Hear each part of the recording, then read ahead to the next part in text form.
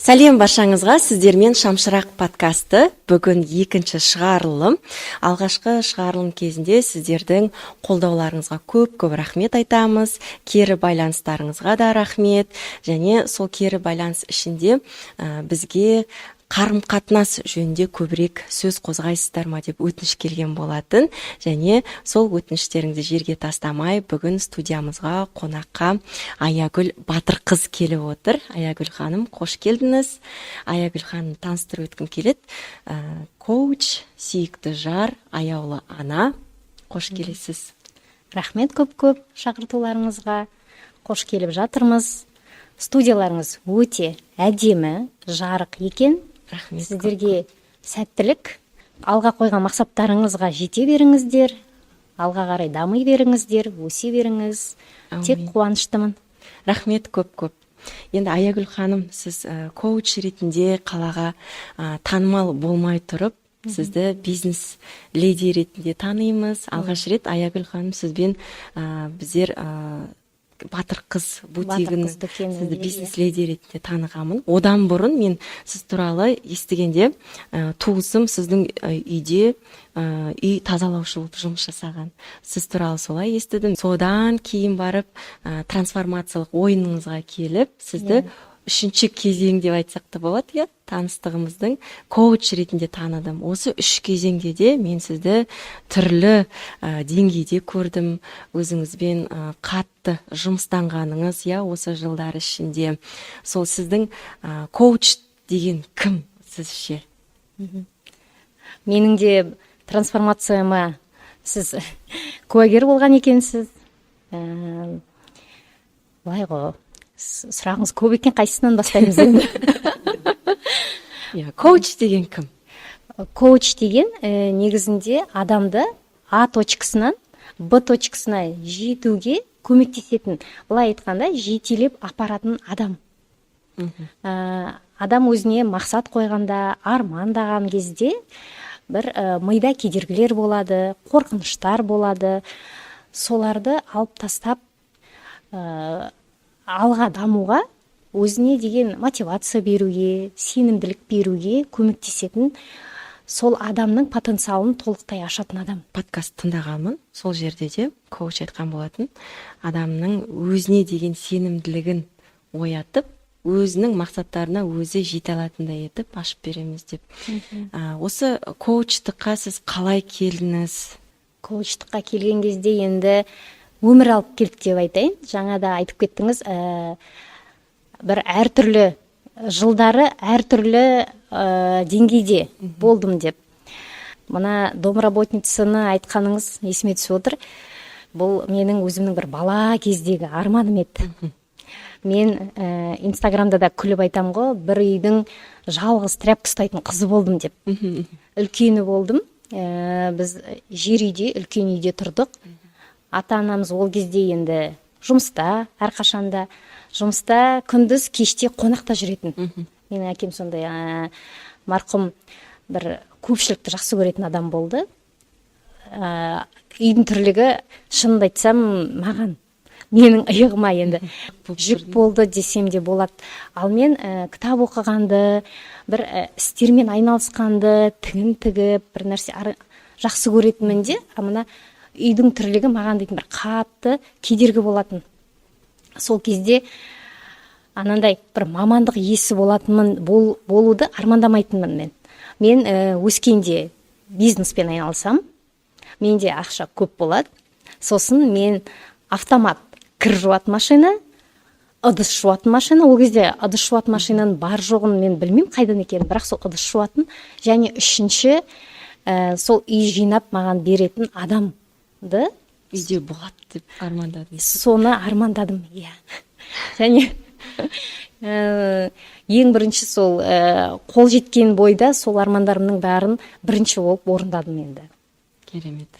Одан кейін сол әртүрлі бизнеспен айналыстым. Мен студент болғаннан бастап киінуді жақсы көрдім. Киіну үшін ата-анамды ондай қиыншылыққа салғым келген жоқ та, ауыртпашылық салғым келген жоқ. Одан менен кейін екі інім бар. Өзім тауып ақшаны өзім алғанды бір қаладым солай. Коучтыққа қалай келдіңіз? Коучтыққа қалай келгенде, мысалы басында бизнеспен айналысып жүрген кезде ақша көп болды.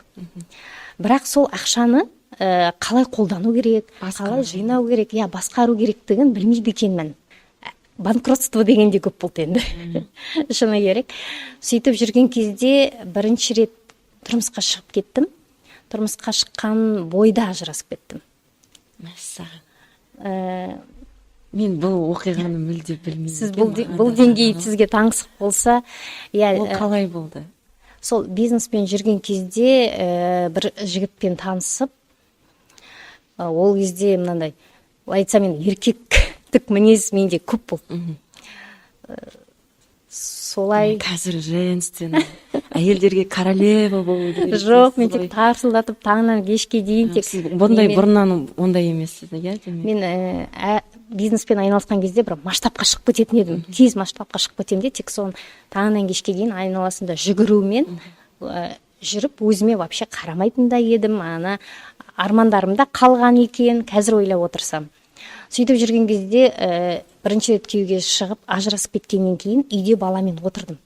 Әке шешемнің қолында барып отырған кезде қайтадан. Жасыңыз нешеде болды ол кезде? Ол кезде мен 21 жасымда шықтым. 22 жасында қызыммен, үйге бір айлық қызыммен, былай айтқанда Бишімбаевтың историясы болып келдім енді. Иә, түсіндім. Бірден ары қарай шыдамадым, қашып келдім. Сосын әке шешем біріншіден қарсы болды. Алғашқы қызына дүркіретіп той жасап жібергенде мынандай болады деп ойлаған жоқ. Оларға да қиын болды. Бірақ енді екінші күні мен мамам мынандай, айта берсем, ертең мамам көрсе ұрсатын шығар, синяктарды көріп өзі шошып кетті де, сосын қала ғой деп айтты енді. Содан кейін көтеріліп кету қайттан қиын болды.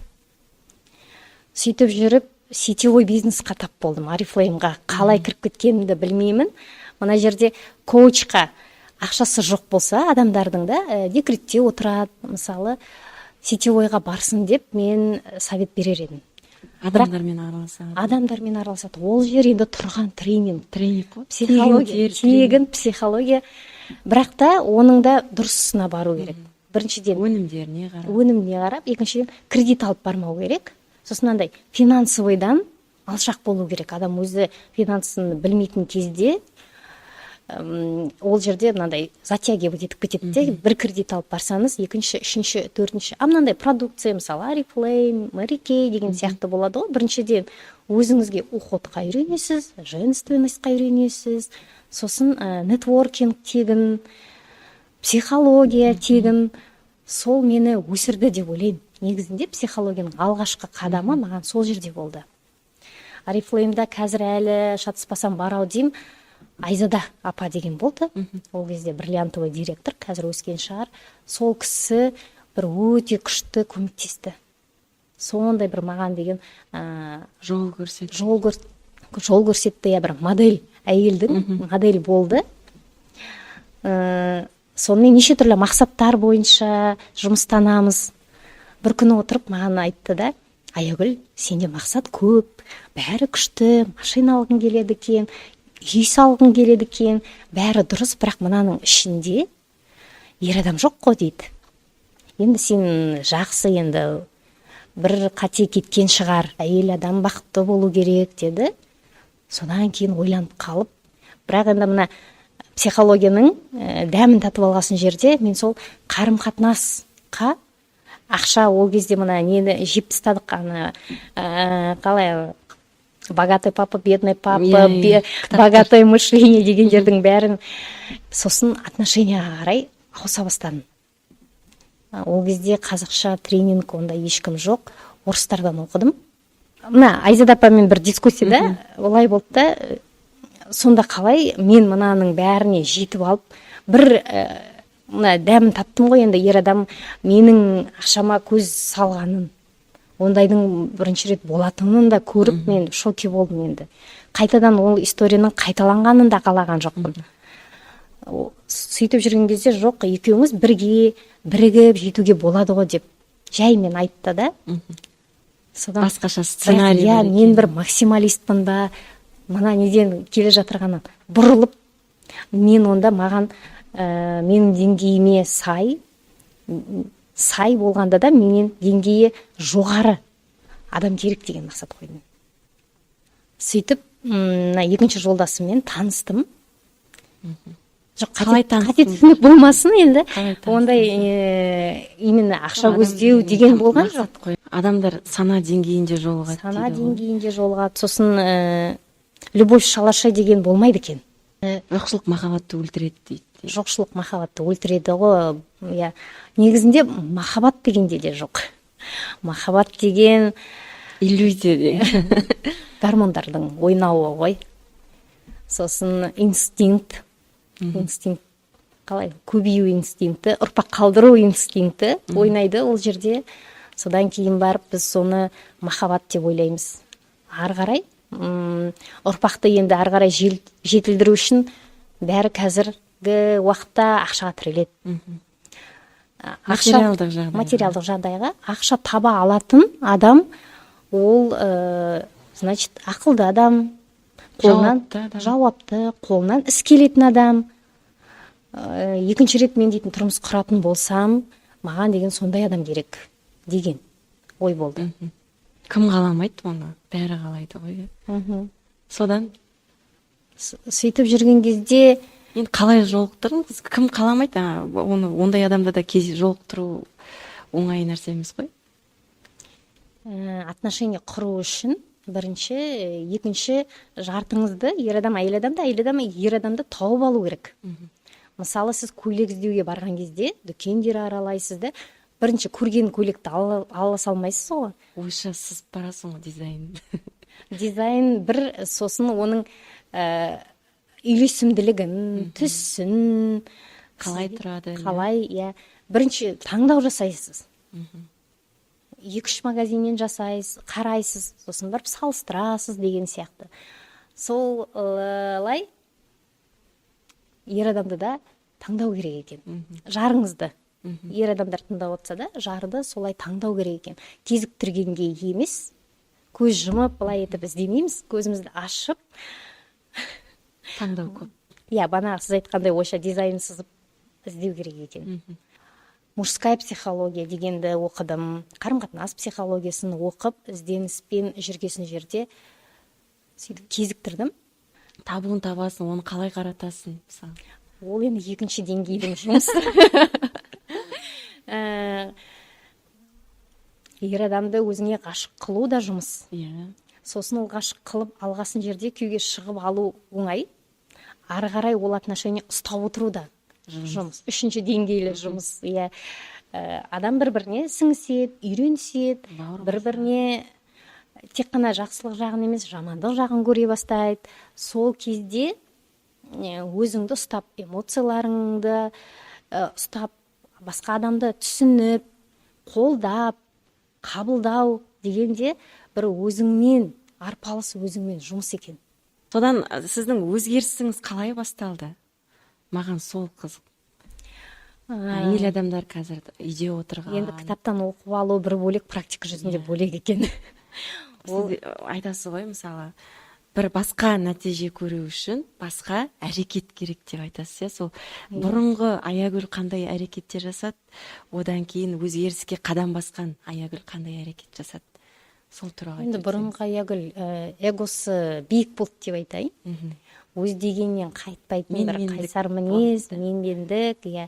Ал бұл жерде семьяны құру үшін кішкене дейтін компромисқа келу керек екен. Бірақ та компромисс деп кейбір әйел адамдар несіне кетіп қалады да, екінші жағына слишком басылып қалады. Өзін тастап жібереді. Өзін тастап жібереді де, сосын проблемаларға ұшырайды. Ондай да бар. Баланс керек болып тұр ғой. Баланс керек. Әйел адамдық даналық деп айтады ғой. Даналықтың мен айтар едім синонимі қулық деп. Қулық. Алдау керек. Ер адамдар қуана-қуана алданады негізінде. Осы нәрсені көп әйел адам негізі мойындағысы келмейді, жаңағыдай дұрыс емес. Жаңа тік қалай қара дұрыс бұрыс деп екіге ол бөліп мына эгосы мына жерде Эго. көкірегі пісіп тұрған кезде мен қалай оған былай айтам, ол деген актрисалық қо деген сияқты. Мына коучингта да бір нәрсеге біздің көзқарасымыз қалай болады. Мысалы бір банағыдай ер адамды қолдау деген сияқты нәрселерді кейбір әйел адамдар, мына жұмыс жасай келе түсініп жатырмын, кейбір адамдар басқаша түсінеді екен да, өз-өзіңді бір екіжүзділік деп ойлайды көбі. Ал сонда қулық, алдау, екіжүзділік бәрі бір не ғой, иә? Мида қате түсінік болса, соған деген ол әрекет жасай алмайды, яғни ол іске бара алмайды. Комплимент айту деген сияқты, көңіл күйін көтеріп жіберу кішкене деген. Мақтау жіберу, иә? Иә. Шынайы ең бастысы. Шынайы. Ол өтірік бәрібір сезіліп тұрады, оны қабылдамайды адам деген. Но барды бар деп айту керек. Бірақ соны біз айтпаймыз. Қулық деп отырғаны жаңағы Аягүл ханымның ол енді күнінде алдау емес, иә? Сіз қулық жоқ. Алдау, қулық, ер адамды алдап жіберу деген, ол сіздің айтқыңыз келіп отқаны мақтау көбірек, әрине. Шынайы жақсы көру, риза ету, иә? Мен солай түсіндім. Сол ризашылығыңды көрсете білу. Көрсете алу. Менмендігіңді басып, Иә. көбіне біздер жаңағы ол міндетті деп қараймыз ғой, иә? Иә, бір кішкентай нәрсе алып келсе де, біз мінін тауып, мына жерің дұрыс емес, мына жерің дұрыс емес дегенді жақсы көреміз айтқанды.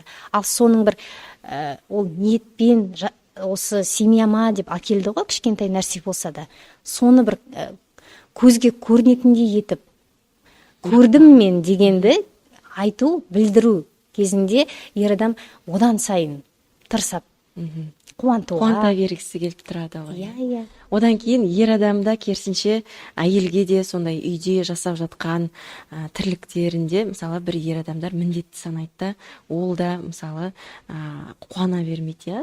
Пісіріп қойған тамағына, жинап қойған үйіне, тіпті ұйықтайтын постелін ауыстырып қойғанда да оны как должное қабылдайды да. И ол да әйелге мысалы мотивация бермейді ғой, иә? Ол да әйелдің жұмысы. Ер адамға былай айтып көрсету керек, маған осылай айтып айтсаң жақсы болар еді деген сияқты. Қарашы, мен жинап қойдым деп, Иә. қарашы, мен күшетіп пісірдім. Иә, ол да комплимент айтып бастап үйренген кезде, сол комплиментті қабылдап, қайтадан сол ризашылығын білдіріп, алғыс білдіріп, бір-біріне риза. Иә, ол жақсылық көбейе береді ғой арада. Иә, жақсылық көбейе береді, дұрыс айтасыз. Енді сізге коуч ретінде ең көп қандай мәселемен келеді отбасылар? Қарым-қатынас коучы болғаннан кейін. Иә, әртүрлі мәселемен келеді. Кейде қаржы мәселесімен келеді. Бір мезгілдер болды, енді измена тақырыбы. Измена тақырыбы көп. Бірақ біздің әйел адамдар прямо соңына деңгейі жетіп, ажырасып, үйіне кетіп қалғаннан кейін барып, сосын хабарласады. Ол уже қайтадан семьяны біріктіру, мына жерде ашу, реніштердің бәрін кетіру, бір-біріне қайтадан махаббатты ояту, ол үлкен жұмыс. Ушықтырмау керек болып тұр ғой, иә? Біз ушығып, қазақ енді емделсе де ауруы последний стадияда болған кезде барады ғой, енді солай психолог коучқа да уже ажырасуға жеткеннен не істеймін енді деп баратын болар сонда. Иә. Енді сіздің жаңа екі мәселені айттыңыз, измена тақырыбы, одан кейін ақша тақырыбы.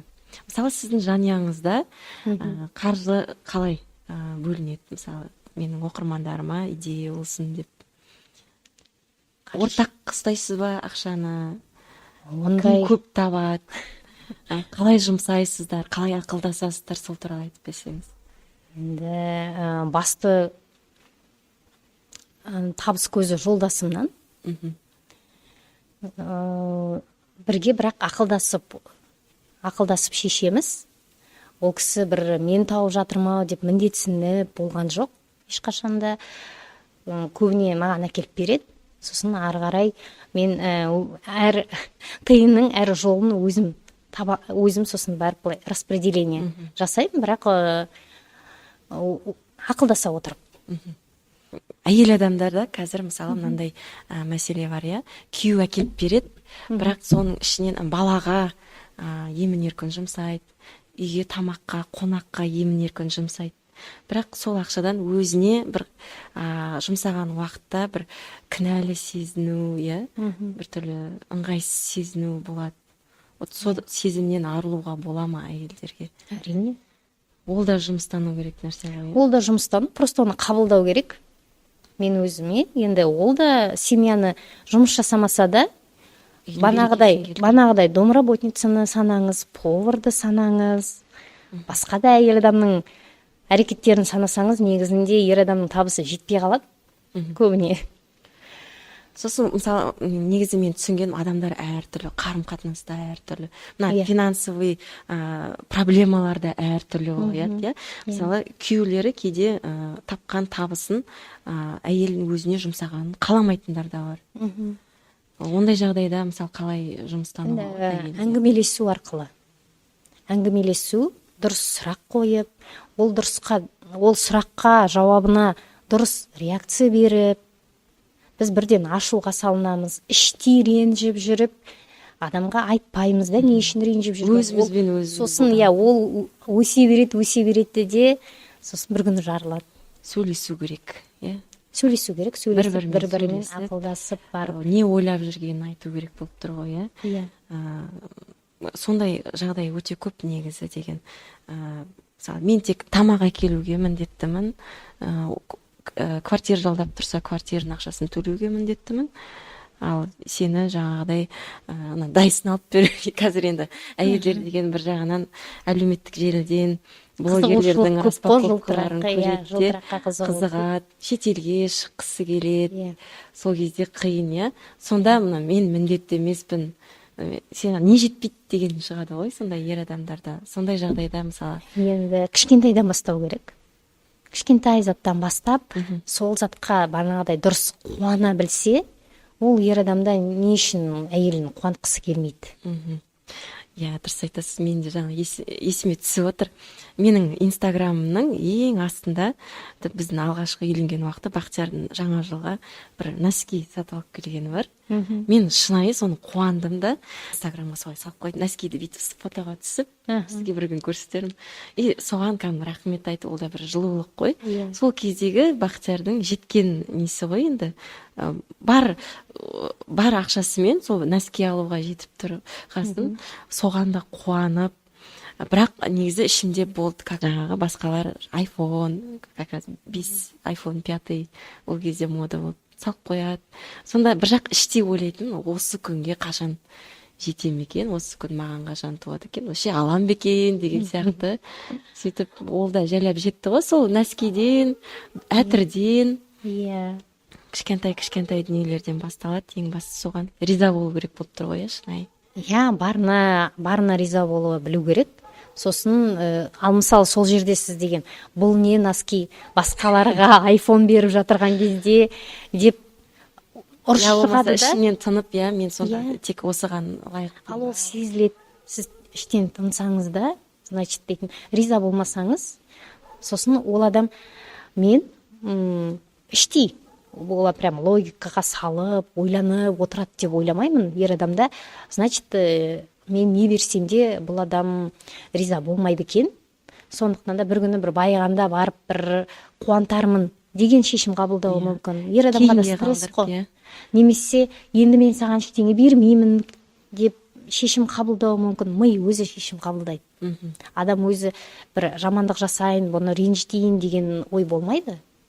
Ми солай шешім қабылдайды да, өзі ашуланып жабылып қалады. Соның бәрін сосын қазбалап шығару керек. Әйел адамның самооценкасын көтеру керек болады, құндылығын көтеру керек. Сол енді сол самооценка мен құндылықты қалай көтереміз? Самооценка деген былай киім емес енді. Бір күн бүгін киіп, ертең шешіп тастайтын. Ол мына іштегі тұратын адамның діні. Діні мықты болу керек деп айтады ғой, іштегі. Ол іштей сезіліп тұрады адамның мықтылығы.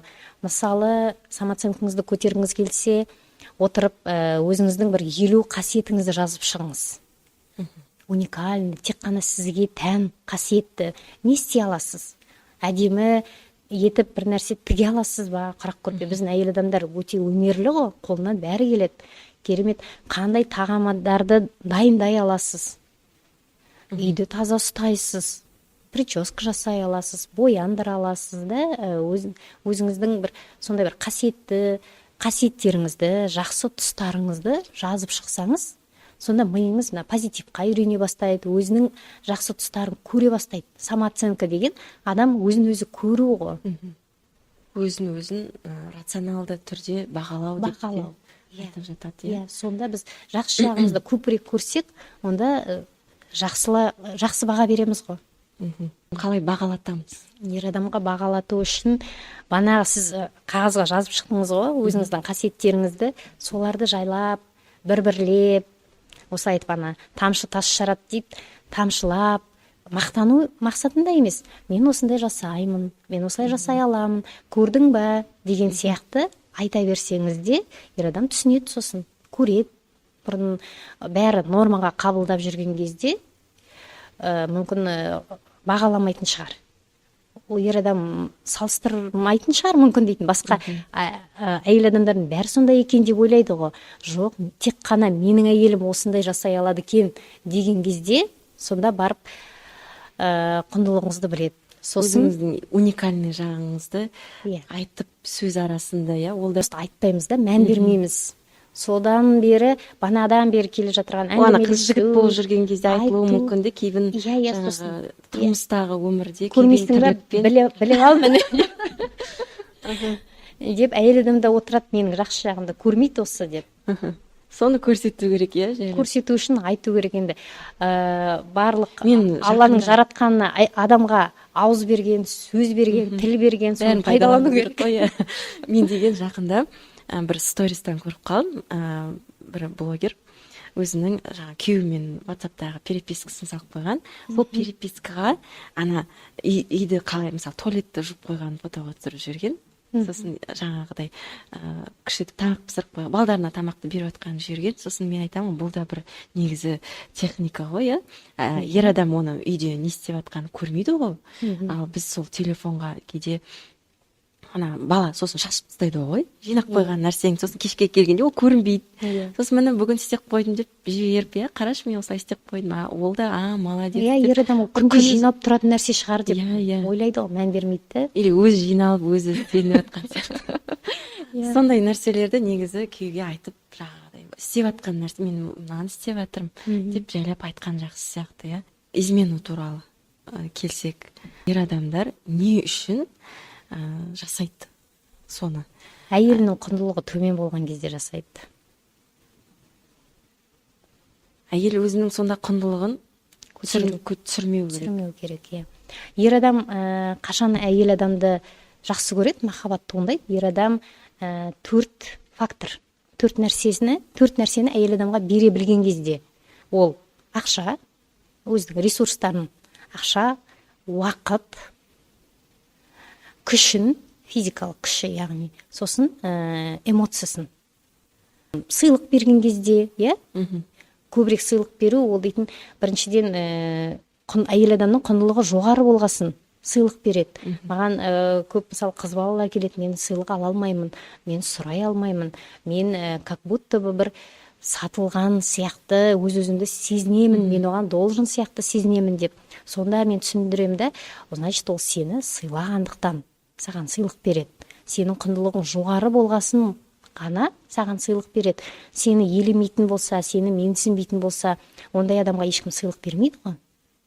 Деп бір көзқарасын өзгерту арқылы, содан кейін барып ол адам қабылдайды сосын. Енді бермесе ол қалай алады? Ол өзінің шын ниетімен береді. Даналығын пайдалану керек. Сол қалай даналыққа жетеміз? Енді үйленген кезде бірін-бірі жылатамын деп шықпайды, бірін-бірі бақытты қыламын деп. Сол мына нені, эмоцияны жоғалтып алмау керек. Соны қайтадан оятып, не істеп отыру керек. Мен ана жақында бізде тренд шықты ғой. бір әйел адам енді бір туған күні жақындап келе жатқанда мен мынаны қалаймын деп список жазып қойған, бірақ именно сол уақытта күйеуі деген зунипастың сығып жатады, жаңағы носкиін жыртылып жатыр деген сияқты бір әпермеудің, ештеңе сыйламаудың амалын жаңағыдай сол көріністі көрсететін рилс салып қойған. Сол рилстің астында комментарийді оқимын ғой. Сол мысалы 15 жыл болды, бір гүл алмадық деген сияқты, 10 жыл болды, или там біреу деген мысалы 3 бала туып бердім, 5 бала туып бердім, әлі дым сыйлық жоқ деген сияқты көп ондай әйел. Сонда мен кейде жаным ашиды да, сонда ер адам отбасыда қалағанын алып жатады, жұмыс жасайды, сол жұмыс жасаған ақшасына қалағанын алады, одан үйде бәрі дайын, киім жуулы деген сияқты. Ал әйел адам көбіне осы отбасыда ұтылады, 10 жыл, 15 жыл өмірін арнайды, тіпті жаңа 20-30 жыл өмірін арнап отырып, бір сыйлық ала алмаған. Білімсіздік қой. Білімсіздік, сосын қаламайды ол. Біз бір нәрсе өмірімізде жоқ болса, біз оны, значит, подсознательно қаламаймыз. Оның артында бір үлкен бізге деген қорқынышты, қауіпті нәрсе тұр деп ойлаймыз. Банағыдай, мен сыйлық алсам, оған должен болам, мен оның ырғағына түсуім керек, айтқанымен жүруім керек болады деген қате ойлар тұрады. Наоборот, установкалар, мен сыйлық берген сайын ол мені жақсы көреді деген установка жоқ. Ал сыйлық берген сайын мені долженствованияға тығып, мені одан сайын үйдің жұмысына тығып, менен көп нәрсе қалайды деп ойлайды да. Лучше маған сыйлық бермей қойсын. Удобно, да, солай? Иә. Ана өзімен жұмыс жасап, ары қарай үңілген кезде әйел адамның өзінен установкаларын ауыстыру арқылы өмірін өзгертуге болады сосын. Коучтың жұмысы осы. Иә. Сол қай жерінде қай установкасы негативный екенін әңгімелесу барысында мен тауып алам да, сосын сол жерлерін өзгертіп берем.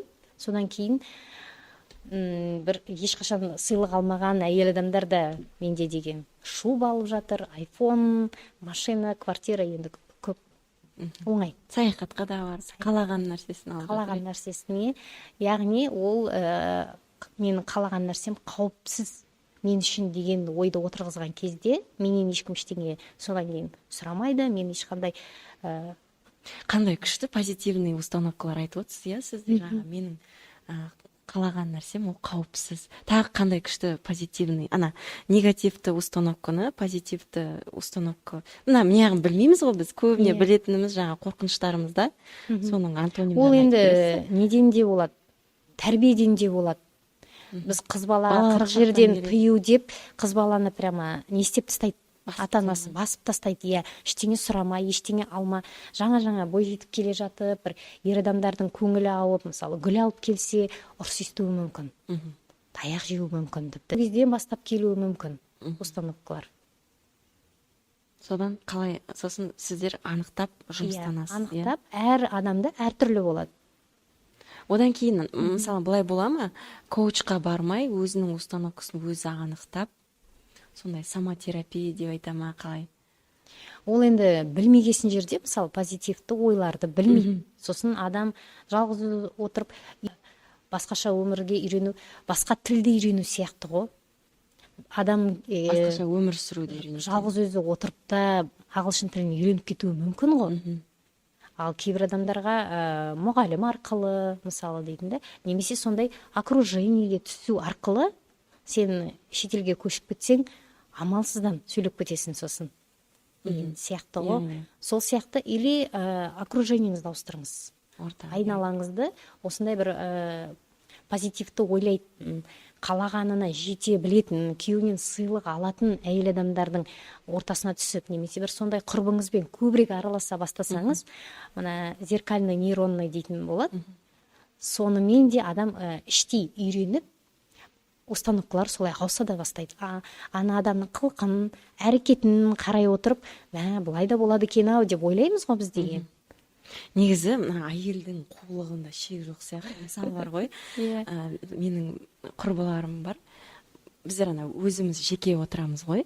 Сол кезде, мысалы, күйеуімен как будто аралары суық сияқты.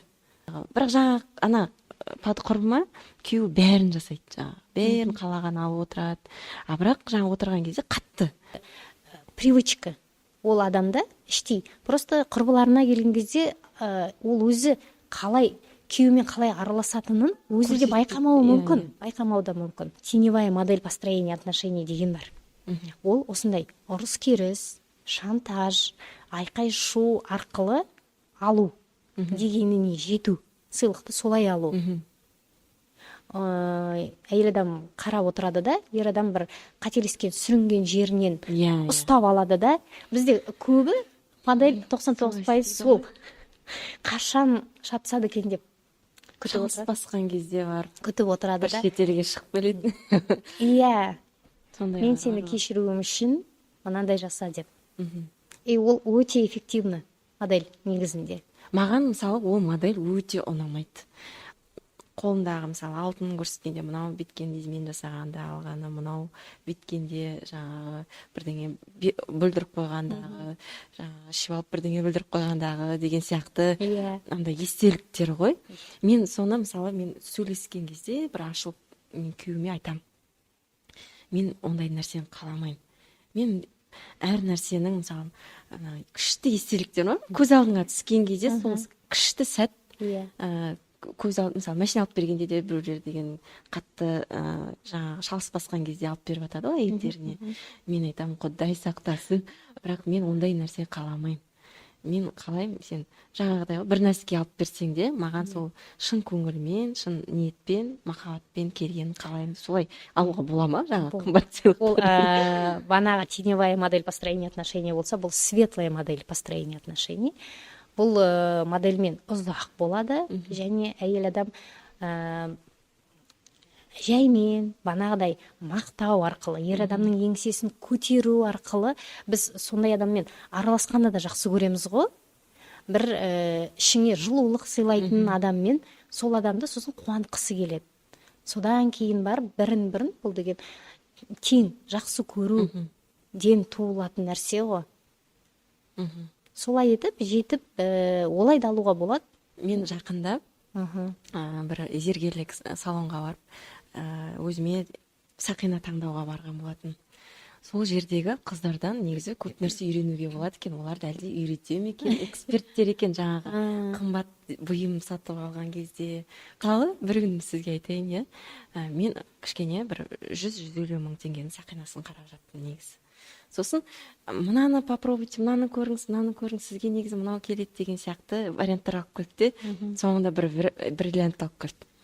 Ананы таққаннан кейін, басқа енді 700 мыңның бриллиантын таққаннан кейін мынау деген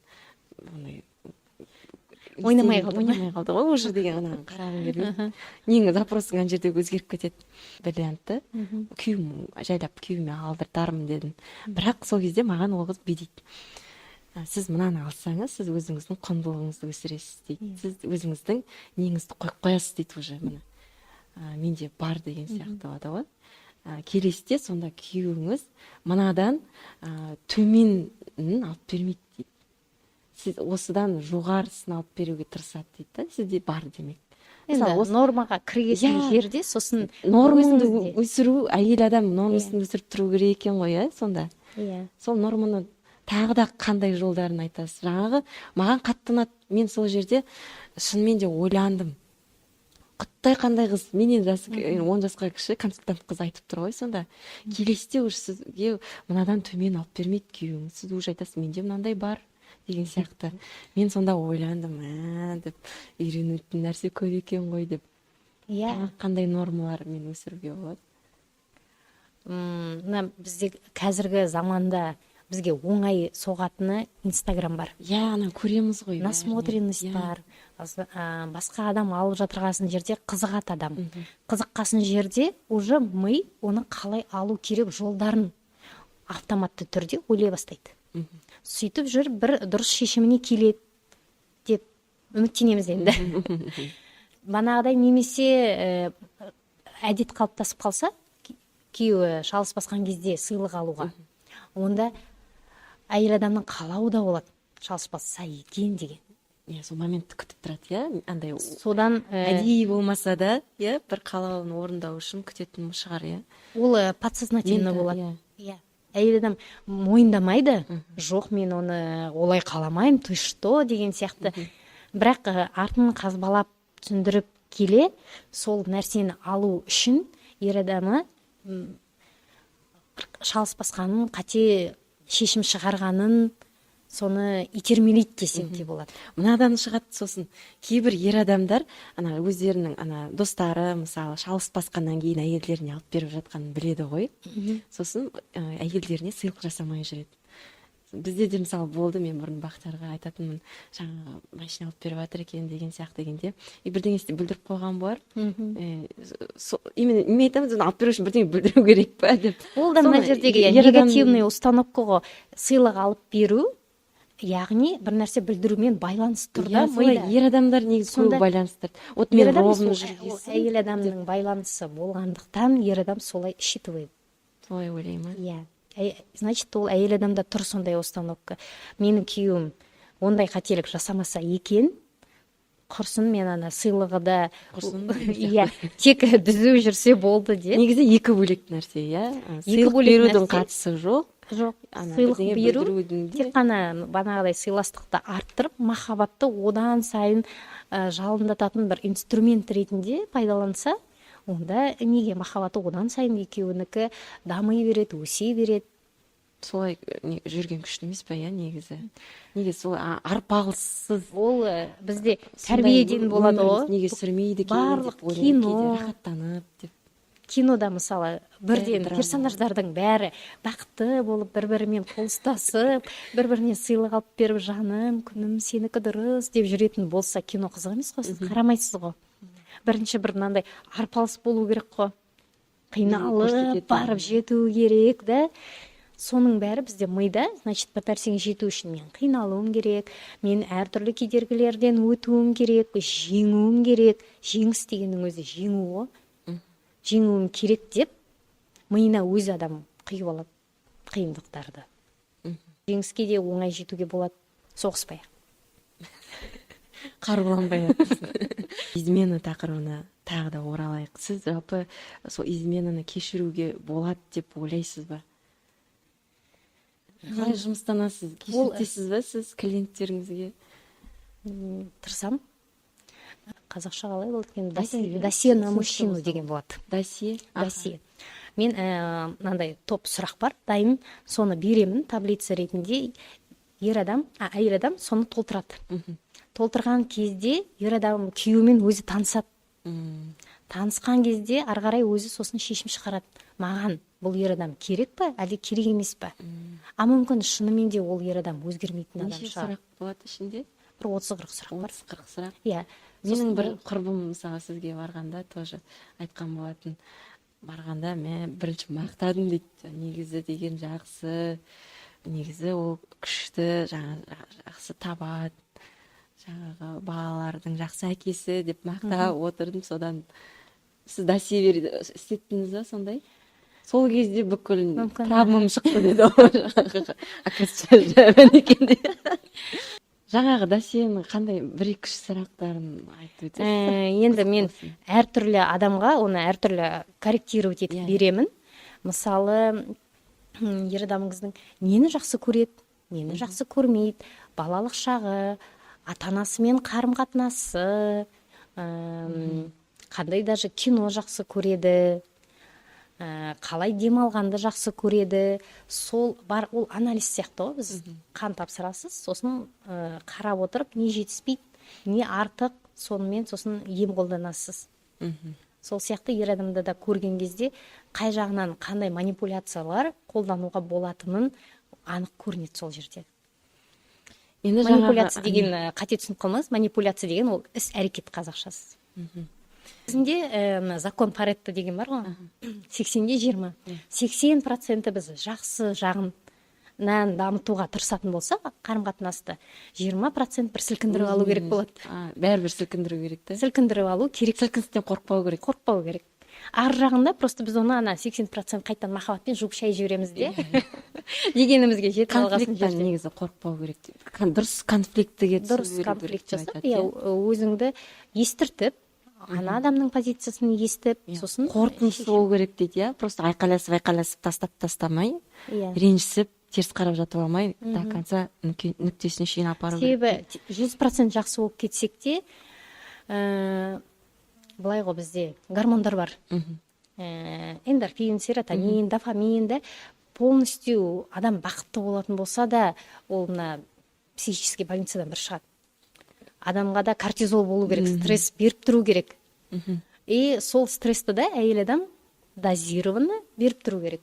Қате басқан жерін, ал жақсы деп бүйтіп жаба салуға да болмайды. Иә, коронасын өсіріп жіберуге де болмайды. Мынандай техника бар, бағалау деп айтады. Ол сбивание короны. Бір бүйтіп өрісіп кетіп жатқан кезінде бір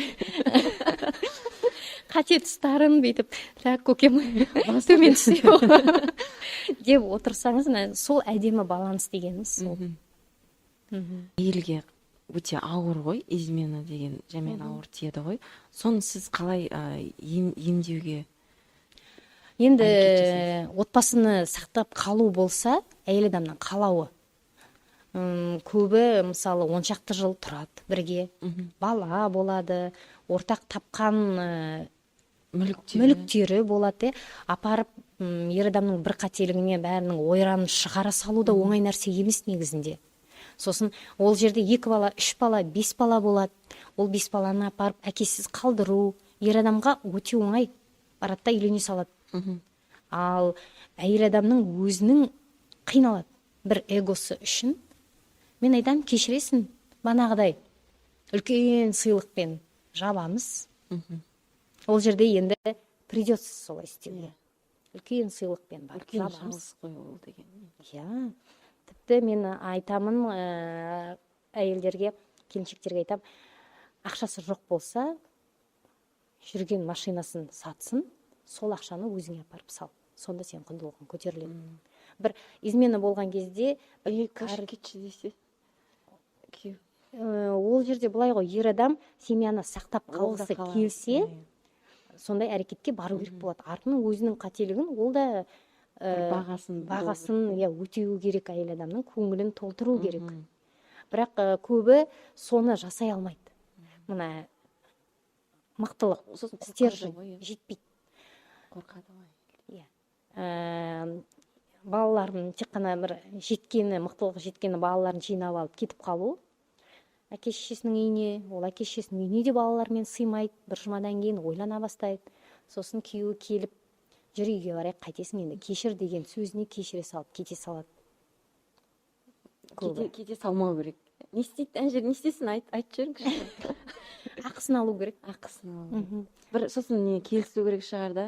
Иә, бір мына қате басқанның өтемін прям ауыр өзіне өтеген адам, содан кейін жасардың алдында ойланады сосын. Маған бұл керек па деп. Кімге измена жасамайды, ол мына мықты әйелдерге жасамайды. Жоғалтып алудан қорқатын, сосын одан мынандай банағыдай ответка алатын болса, әйелі береді ау деп дегендерге измена жасамайды. Менің бір құрбым бар, мысалы, өте домохозяйка болса да, өте мықты әйел.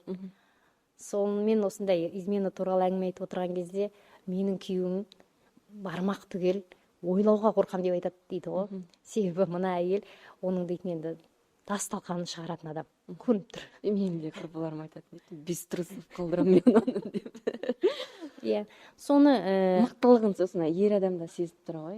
Иә, оның сезілетін болып тұр ғой. Иә, сол дымсыз қалдырып, бар нәрсенің бәрін алып кетіп, сосын ол бақытты бола алатынын білсе, онда ер адам ойланады. Ол жерде сенімділік керек, иә, әйел. Сол ішкі сенімділікті қалай оятамыз енді әйелде?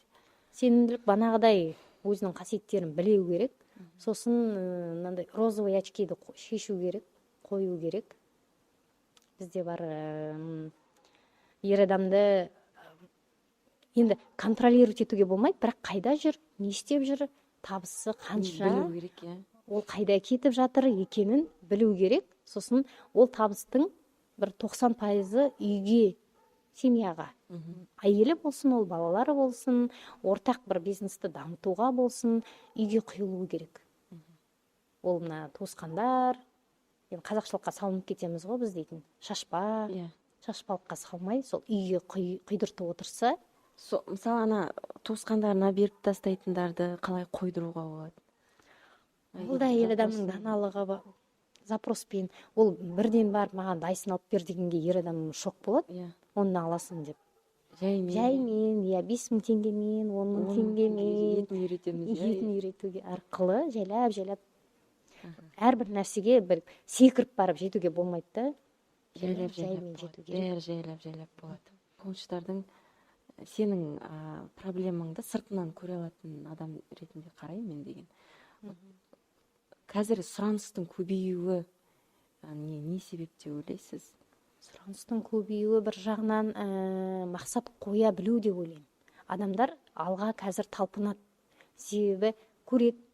Бұрынғы кезде ондай бір мен бизнес ашам, бай болам деген адамдарда ондай ой көп болған жоқ ау деймін. Себебі бұрынғы кездің адамдарын қарап отырсаңыз, сол әке-шешесінен қалған үйде тұра береді, машина болса барып, жоқ болса жоқ. Шүкіршілікке салынып, бір табысқа қарап отырып үйреніп қалған адамдарда оларға коуч десең түсінбейді, немесе күлкіге әлі күнге дейін менің туыстарымның арасында да бар. Сонда сен істейсің, ал мен үйретші ал бай болуды деп. Ал мен өзім бір сондай, енді қалай айтсам екен, өзімнің бір проблемамды шешкен болғандықтан қарым-қатынас темасы мен үшін жақын болды.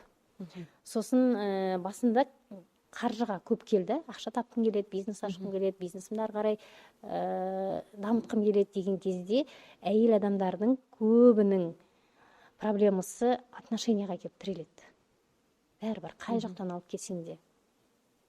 Сосын отношения коучы болып. Сол отношенияның дұрыстаған кезде күйеуімен мынандай ашуы, ренішін барып алып тастап, отношениясы дұрысталып, бірін-бірі қолдап бастаған кезде ол бизнеста өзімен өзі жүріп кетіп жатады. Көмек те келіп, қолдау да келіп дегендей. Сіздің 2 қызыңыз бар, мен қателеспесем. Үлкені қазір 13 жаста.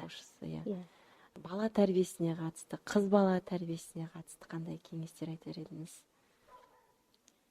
Енді тәрбие дегенде арнайы ондай не жоқ. Сіз қандай методтарды пайдаланасыз? Үлгі болу арқылы, сосын әңгімелесу арқылы. Отырып алып, осылай әртүрлі нәрсені әңгімелесең, не мазалайды сені, оның сен қалай ойлайсың, жауабы қалай болу керек деп өзін баланы ашу арқылы тәрбиеленеді екен. Ондай қатты мен қиналдым деп ойламаймын, бірақ енді подростковый кезде жасөспірім шаққа қатысты бастан өткен қызықты оқиғалар болып жатады. Енді басында мен өзім кішкентайымнан нәзіктікке құмар қыз екенмін, көйлек кигім келетін. Әр жерге де көйлек кигім келеді, бірақ менің анам шалбарланып ал деп мені солай не істеп тастады. Бірақ мен өзім сол көйлекке деген бір махаббат іштегі сол дүкен ашуда содан туындады ау деймін. Ал мен қызым подростық кезінде мынандай киім, оверсайз. Мен жолдасым күледі ғой енді, анауың дейтін не деп, маған үлкен, бұл не істегесін, тозғасын маған бер енді деп деген сияқты. Сондай киінген, сосын көйлекке мүлдем қарсы. Кәдімгідей мен не істедім. Сосын жақсы енді қалауың білсін, енді бір мезгіл шығар, сондай өткен шығар деп ойлап жүрген кезде 7-ші сыныпта 42-ші школда оқыды. Сөйтіп жүрген кезде сынып жетекшісінен маған көп не келді. Звондайды. Мадина осылай алқам-салқам жүреді, нән кроссовкамен жүреді, киімдер жоқ емес бар. Мен айтам, көкем ау, мектепке киімде қалған уақытта не істесең өзің білші деп. Жоқ, ол мектепте де солай жүргісі келетін еді. Бірақ мен қыз баламен сөйлестім. Сенікі дұрыс емес, былай емес. Сосын мен өзіммен жұмыстандым. Өзімнің менің қорқыныштарым екен онан деген. Оның осындай әрекетке баруы.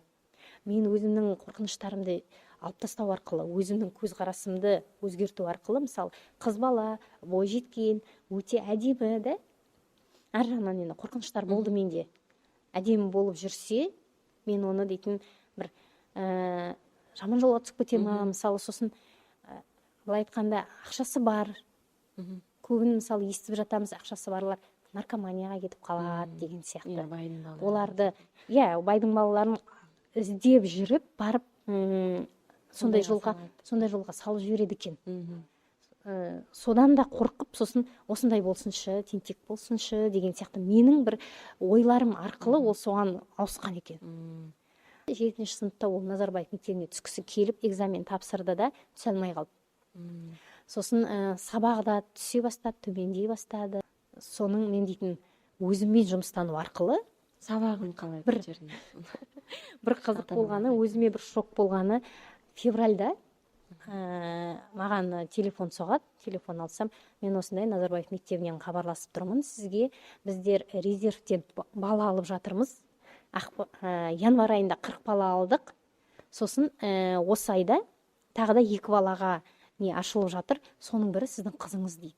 Ойламаған жерден мен кәдімгідей отырып қалдым. Енді мен Мадинадан сұрайын, қалай, енді жылдың басы 3-ші тоқсан басталып кеткен кез, 3-ші тоқсанға 40 бала алыпты да, мына жерде 2 бала, сосын өзім де сұрадым, екіншісі кім деп. Екіншісі ер бала екен, бірақ ол ер бала отказ беріпті. Ол Мадина айтады, КТЛ-ға түскен болуы керек деп. Сонда мына адам өзінің көзқарасын, миын, установкаларын өзгерту арқылы айналасы өзгереді деп айтамыз ғой. Өмір өзімен өзі бәрі үйлесіп кете салады екен. Біздің осы студияда солай болған нәрсе ғой негізі деген. Білесіз, сіздің алдыңызға осындай трансформациялық ойыныңызға барған уақытта осындай бір запроспен келген болатынбыз. Бақтияр фотостудия ашқысы келіп, сол уақытта Бақтиярдың басындағы бүкіл иллюзиясын алып тастаған өзіңіз ғой, қорқыныштарын. Ол да студияда, мысалы, базардан ашпаймын деді. Неге деп сіз сұрадыңыз ғой, базардан ашпаймын деген уақытта базардағы бүкіл проблеманың тізімін ашып берген болатын, иә. Ол жақта постоянно парковка бос емес, кептеліс болып жатады деп. Бірақ ондай қатты кептеліс болмайтын жері де бар екен, мысалы осындай.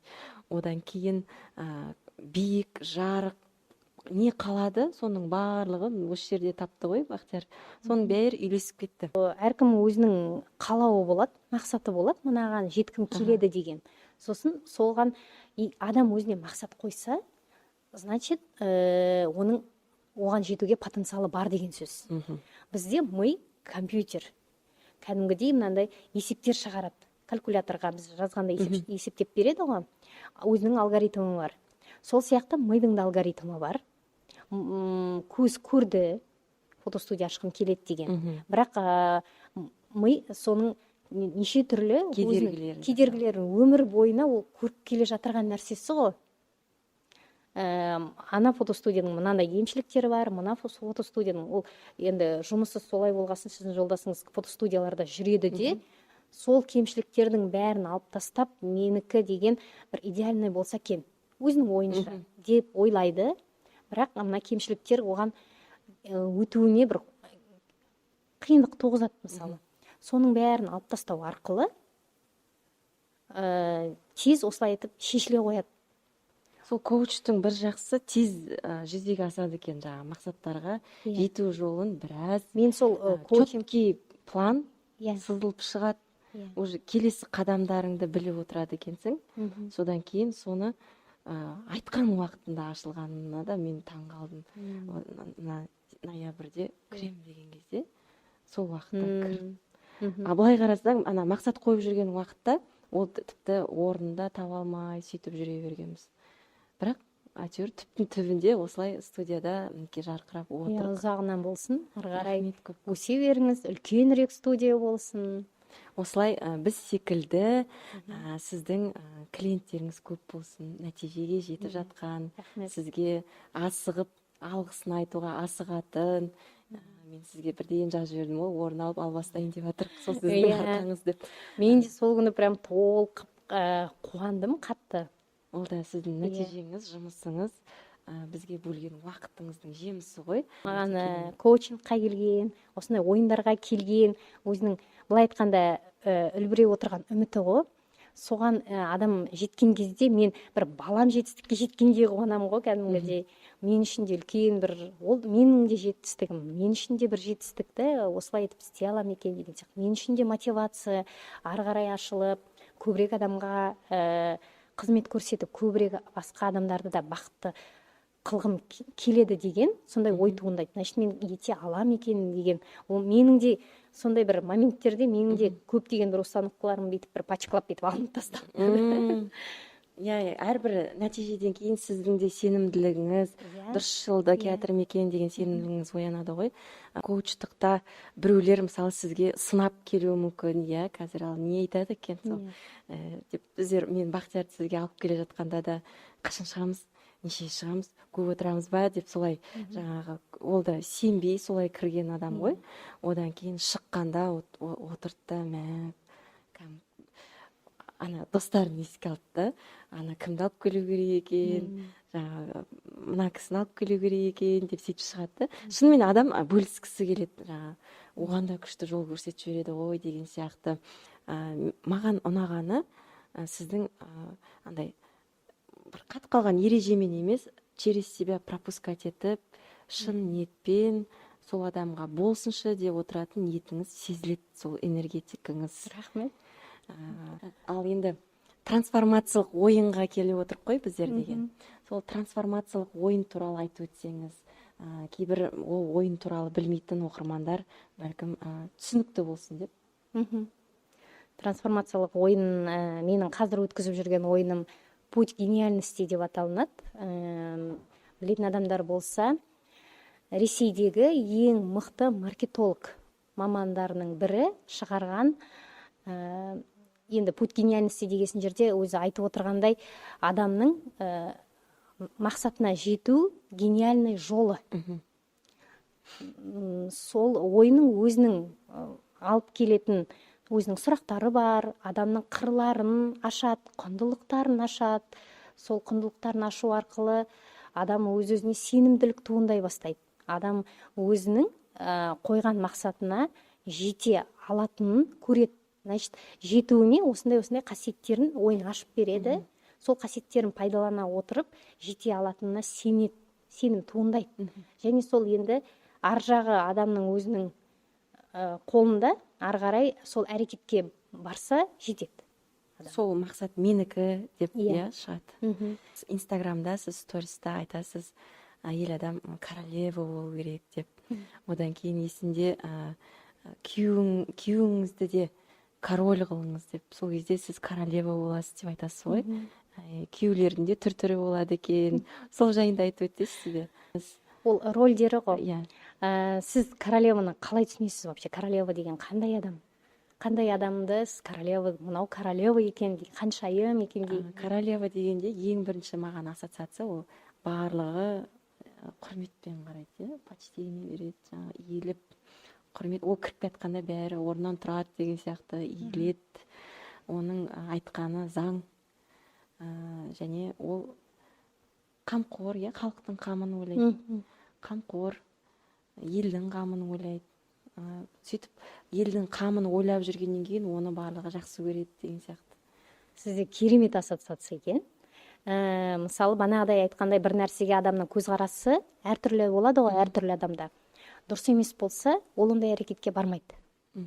Егер королеваға көзқарас мысалы бір властный, көкірегі не істеп тұрған, мынандай дәу коронаны киіп алған, тек менің айтқаным заң деген адамды басқа адамдар сыйлай ма, әлде қорқа ма, да? Сондай деп ойласа, ондай королева бола алмайды. Королеваның сосын тағы бір несі сіз айтып кеткендей, ол қамқор, яғни бере алатын адам. Махаббат дегеннің өзі де бір басқа адамды бақытты қылу ғой, түбірі негізінде істейтін болсақ, алу емес, беру. сол махаббатты беру арқылы, басқа адамды бақытты қылу арқылы өзі содан кейін соның жемісін жейді адам. Көбі бізде бергісі келмейді ештеңе. Бір мақтаудың өзін міндетсініп, мені бір рет мақтадым, маған дейтін бір нәрсе беру керек деген сияқты да сондай қате ойлар, пікірлер қалыптасып жатады.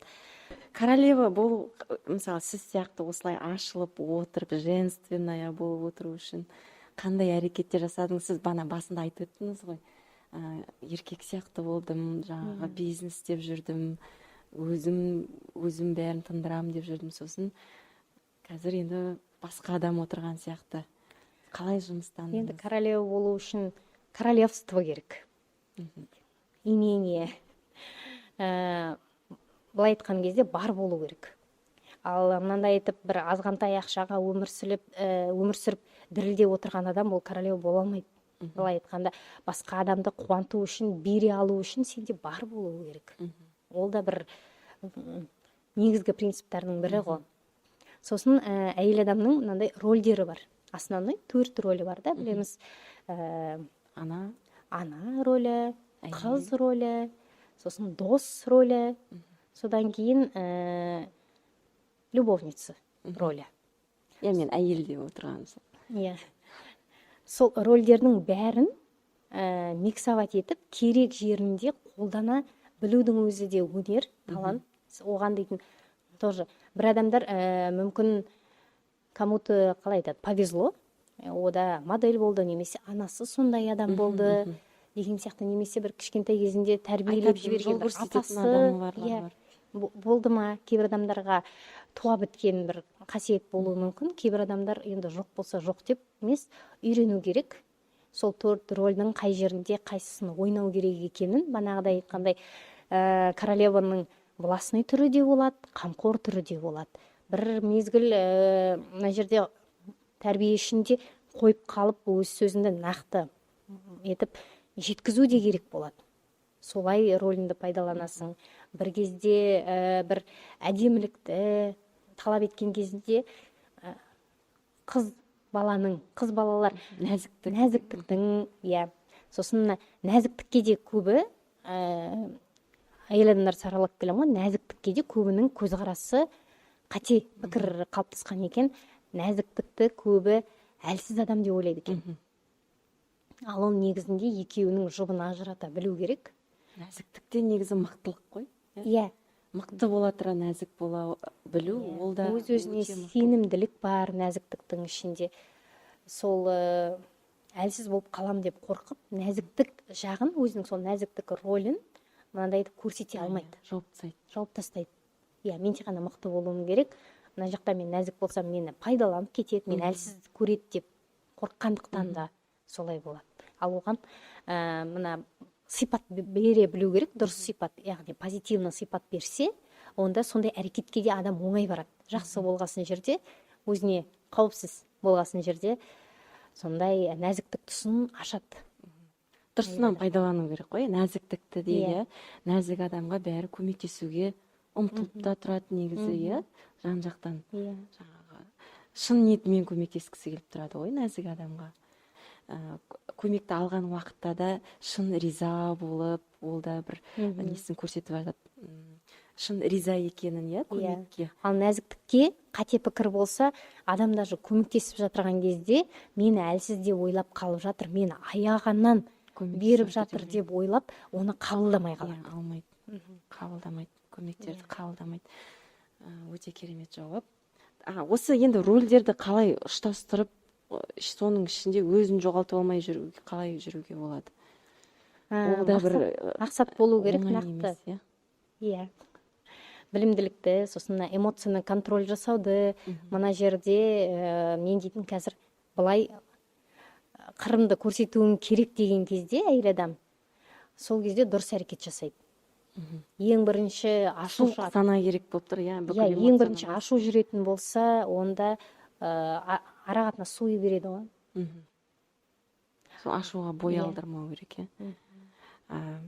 Жақында менің құрбым ғой, ажырасқан, сосын айтады, мен саған бір нәрсе айтайыншы дейді, бірақ сен саған бұны көп ешкім айтпайтын білем дейді. отбасылық өмірде болдым ғой дейді жаңағы. Енді сен деген қазір ойлайтын шығар сені жаңағы бәрі бар, бәрі оңай келіп жатыр. Жаңағыдай бала тәрбиесі де оңай, күйеуің де оңай жаңағы сыйлықтарын береді, күйеуің де ақшасын беріп жатыр деген сияқты. Мен бәрінде болдым ғой, сол рөлдерді мен алып шықпай жаңағыдай ажырасып кеттім. Қазір өзімнің қара басымды өзім әзер алып жүрмін. Сол сен молодец екенсің деп маған несін айтты солай. Саған сөйтіп молодец деп ешкім айтпайды ғой дейді. И әйел адам шынымен де отбасын сақтап, солай аяулы ана да болып, сүйікті жар да, жаңағы сіз айтқандай любовница да болып, одан кейін ата енесіне де қызмет көрсетіп, үйде уборщица да болып, сөйтіп жүреді. Бірақ ол көп бағалана бермейді ғой әйел адамда.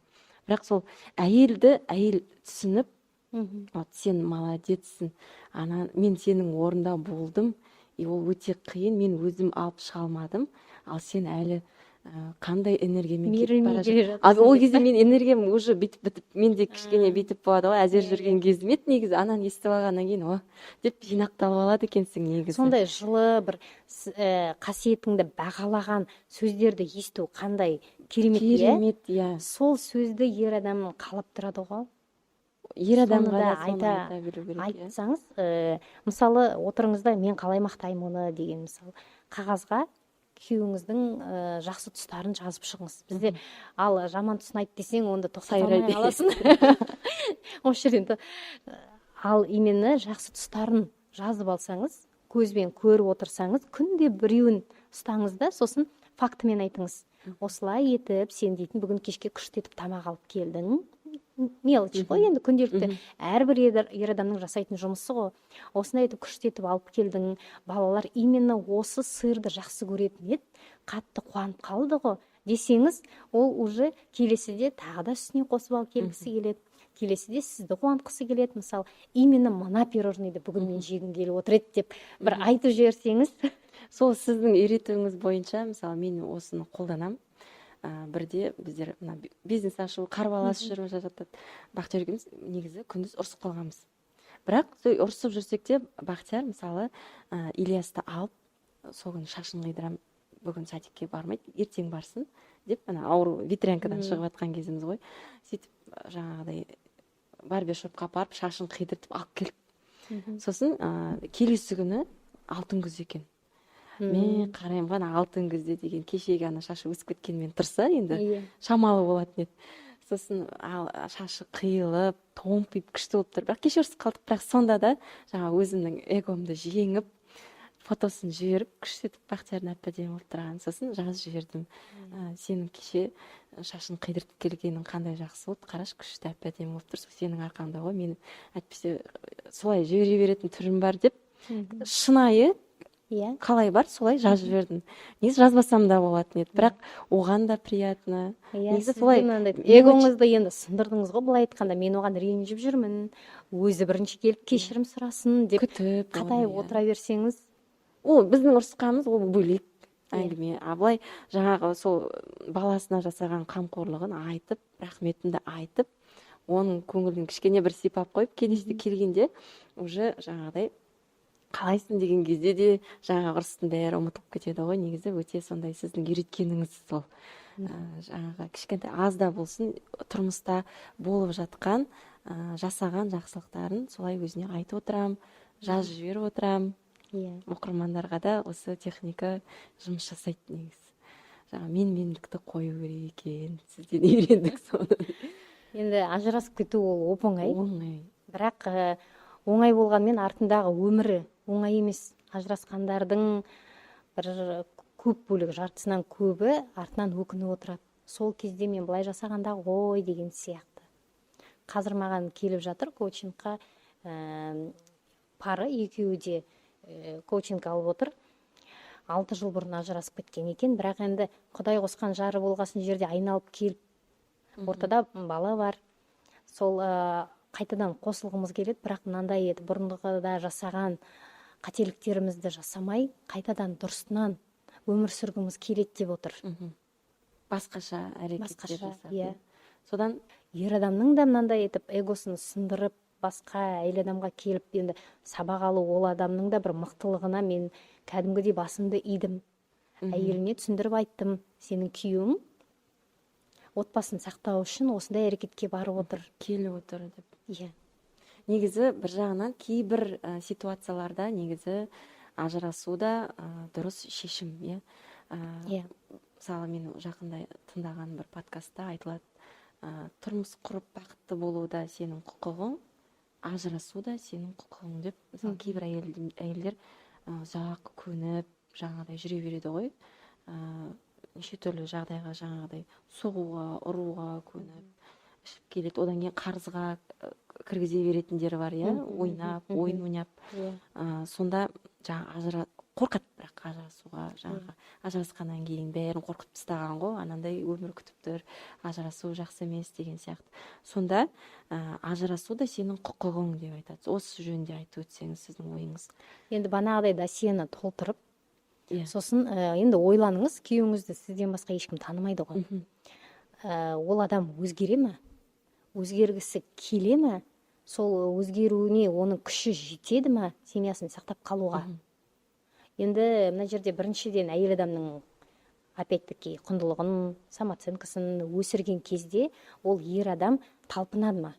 Анандай бір әрекеттер жасауға бара ма?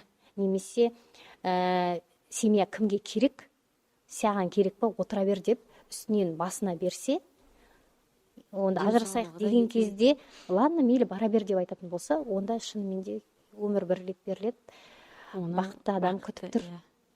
Өзінің жұбы кездеседі ғой, өзінің адамы кездеседі. Мысалы, кейде жас отбасылар эмоцияға беріліп, бірден ат жібін, кеше ғана шаңырақ көтерген жұптар, мысалы, еркелік те болады, жас отбасыларда. Соларға ақыл айтып қосу дұрыс па? Қосқан кезде сендер енді бірге барып тұрыңдар, тентек болмаңдар, бір-біріңді ренжітпеңдер деп айтып кетсе, ештеңе өзгермейді. Сол оларға қандай көмек көрсетуге болады, мысалы, туысқан ретінде, сондайлар бар шығар. Ол білім ғой. Енді любой нәрсені біз жасарда білім болса жасай алады. Сол сияқты қарым-қатынасты құруда бір үлкен білім негізінде. Кітап оқыңыз, ютубтан қараңыз, осындай даже дейтін, менің там бір сағаттық консультациясында қымбат емес, бір айына бір рет барып тұрсаңыз да болады. Ондай көп бір шығын шығып кетеді деп ойламаймын. Бір просто тапсырмалар, мен даже айына бір рет келем деп тұрсам, бір айға жететін тапсырмасын беріп жіберем, сонымен жүріп фокус ұстайды, мен отбасын сақтаймын деген. Және соған деген әрекеттер жасайды уже. Екі үйдің еркелері болады ғой. Еркелікке деген көзқарасы оның. Не үшін ол ерке? Ерке болғандығынан ол сондай бір пайда тауып отыр. Басқа жолын білмейді. Бағанағыдай ақылды болу, даналығын қосу, кейде қулықпен, айламен, Ол да еркелікте, демек, кейбір қыз балалардың инструменті болып тұр ғой. Иә, модель поведения, мен тек қана еркелікпен, ол әкесіне еркелікпен қалауының бәріне жетіп үйреніп қалды да, мен енді күйеуіме де тек қана сондай еркелікпен жетемін деп ойлайды.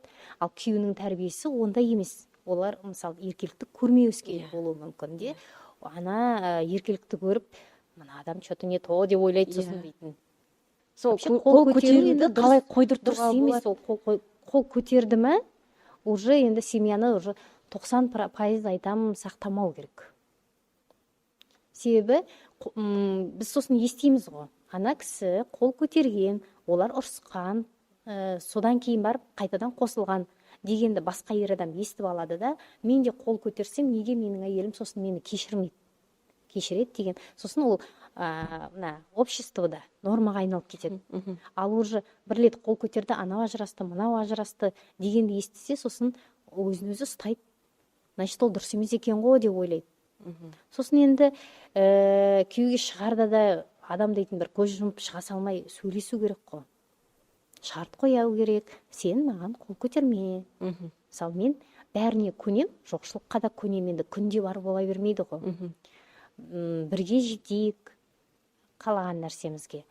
Бірақ бір шартым бар, мысалы, сен дейтін қол көтермейсің, сосын бағанағыдай измена жасамайсың деген сияқты. сонда келісім болу керек. иә на берегу адам дейтін келісіп банағыдай сөйлесуден туындайды ғой. Бәрін ашып алу. Ал ер адамдар, кейбір ер адамдар әке шешесінен көрген, достарынан көрген, мысалы кинодан көрген болсын, норма деп қабылдаса, үйінде де сол қолданады сосын. Енді сіз осы коуч болып жүрген уақытта сізге мысалы ата-енемен қарым-қатынас қиын жандар келе ма? Енді ол қазақтың басты проблемасы ғой отбасындағы. Иә, әрине келеді. Ол да енді банағыдай айтқандай, ситуациядан қалай шығады? банағыдай айтқандай өзгерту қиын ғой. біліп шығу керек. Ата-енесінің қандай екенін, қандай қарым-қатынас ары қарай құрылатынын, сосын келіспеушілік туындаған жағдайда қалай шешім шығарамыз деп ер адамнан сұрап шығу керек. Ер адамды сосын банағыдай айтқандай мақтап керек кезінде, қолдап, оған мотивация бере отыратын болса, ер адамда немес қой, ол әйелін қорғайды сосын. Мысалы, қорғамайтындар бар ғой, жаңа өздерінің шешімдері өзінің жағына шығара білу керек әйел адам. Әйел адамның бастапқы жұмысы күйеуін өз жағына шығара білу керек. Өзінің сөзін дейтіндей қыла білу керек. Енді мен балам бар. Мен балам дейтін шығып кетсе ана жаққа қарай. Балаңыз бақытты болсын десеңіз, келініңізге бересіз, сыйлайсыз. Сол да негізі қиын тақырып, иә? Ана мен баланың қарым-қатынасы. Мысалы, кейде түсіністікпен қараймын, маменькин сынок бірдеңе деп жаңағыда айтып жатады ғой. Талқылап жатқан кезде, мен мысалы сол ситуацияға жалпы өзім түсіністікпен қарап отырамын. Үйленгенге дейін оған дұрыс тәрбие беріңіз.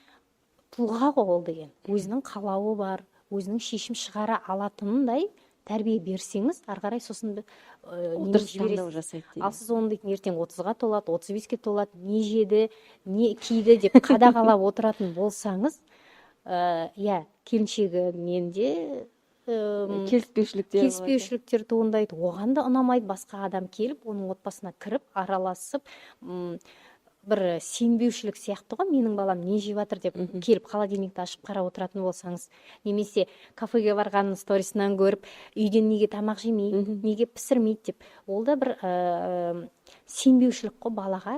Значит, сізге балаңма мен сенемін, балам ертең дұрыс шешім шығарады, дұрыс таңдау жасайды, дұрыс жолмен жүреді деген установкаларды орнату керек. Ойлай беру керек та. Мына қорқыныштардың бәрін ертең ол бүйтіп кетеді, үйтіп кетеді, анда деген қорқыныштардың бәрін алып тастау керек.